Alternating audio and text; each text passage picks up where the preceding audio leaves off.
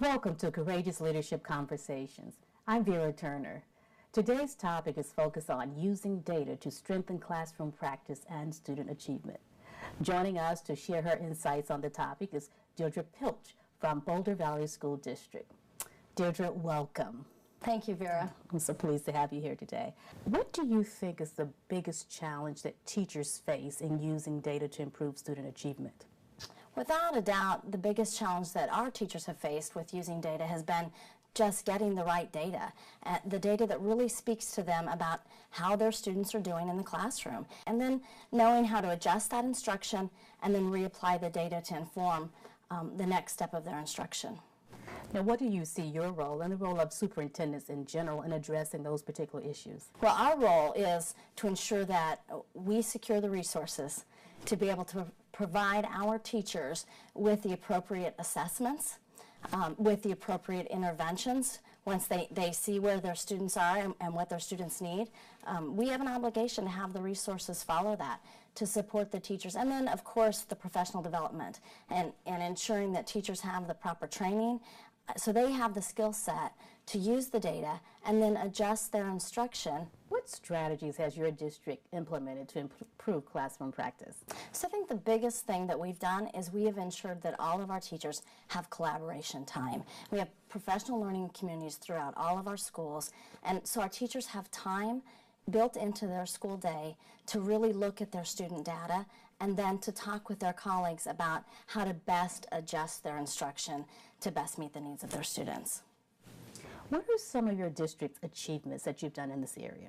So about 6 years ago, we began a data study on some of our dropouts in Boulder Valley. And so we pulled a case study on our dropouts, and we pulled all the test data we had on those students. We pulled the enrollment data. We pulled their demographics. We pulled their literacy scores. And then we put packets together for our principals to study those cases. And as a result of that data, we were able to identify the appropriate interventions and programming and instructional methodology that we needed to implement in order to have the most impact we could on our students to increase our graduation rate. And as a result, we've seen dramatic increases in graduation, and I'm really proud to say that we've decreased our dropout rate from 288 dropouts 5 years ago down to 88. Wow, that's really great. Congratulations. That's very, very impressive. What have been some of your major challenges in implementing data? So our biggest challenge has been having an effective data management system, a system that really pulls the data for teachers in a meaningful way and allows teachers to really know what their students are able to do and what their students know, and then use that data to adjust their instruction. And how have you addressed this in your district? So what we've done is we've really narrowed the data pieces. So because we still do not have what we would call a supreme data management system. So we've limited the number of data sources that we use, and we make sure they're our most meaningful data sources. What is your biggest lesson that you've learned that you would share with other school leaders about using data to improve student achievement? I think the biggest lesson I've learned is that we have to have our staff involved with us, helping us to determine what is the data that's most meaningful to them. And then we had to be willing to adjust. So if what we thought at first was the right data to be looking at, and then as we got in and as those teachers got in their PLCs and were using that data, if it wasn't the right data, then we had to be willing to change that up and adjust and begin to use a different data source. And so flexibility. We had to be very flexible in our work around our data. And then we had to be honest with ourselves about what the data was telling us and willing to make some hard decisions around where our resources should go to make sure that we were supporting the students who we most needed to support. Thank you. Those were all great points, which I'm sure that other colleagues and district peers around the country will appreciate.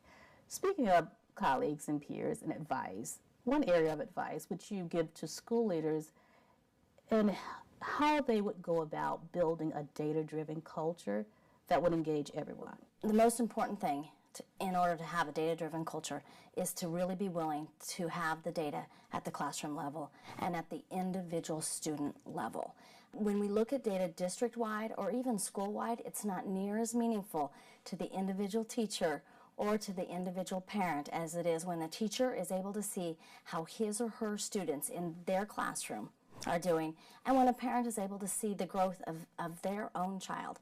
That's when data becomes really meaningful. And your district participates in the Closing the Gap program. How has your participation in the Communities of in Practice influenced your work at the district level? One of the coolest things of this involvement has been just the conversation with some of the other districts, and it's really impacted our use of formative assessment, particularly at the elementary level. So we have students now who are talking about what it is they're learning and how they know they're learning it, and then what they do themselves to direct their own learning. That's been really exciting to watch our fifth graders, for example, to do that kind of work themselves with each other around their own academic improvement. Is there anything else, Deirdre, that you and I haven't discussed through our conversation that you think is very important that other school leaders would benefit from that you'd like to share? You know, I think we give a lot of airtime to talking about achievement gap and what is the achievement gap and what are those gaps that we're talking about.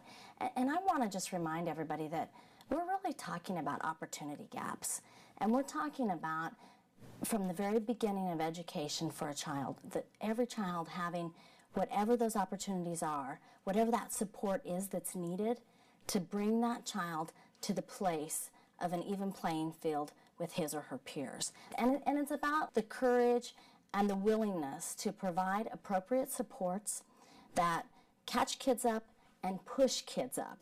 And I think the districts that have seen significant movement in their gaps have had the courage to make sure that their resources really follow the work that they intend to do around achievement gap. It has truly been a pleasure talking with you today, hearing your insights and also the experience from your district. So thank you so very much. Thank you, Vera, and thank you for leading this project. It's been my honor to be a part of it, and I'm honored to share today with you. Thank you. Thank you. And thank you for joining us. For more courageous leadership conversations, watch our video channel on YouTube. Thank you. This episode of Courageous Leadership Conversations was made possible by a generous grant by the Bill and Melinda Gates Foundation as part of the Closing the Gap, Turning Data into Action program.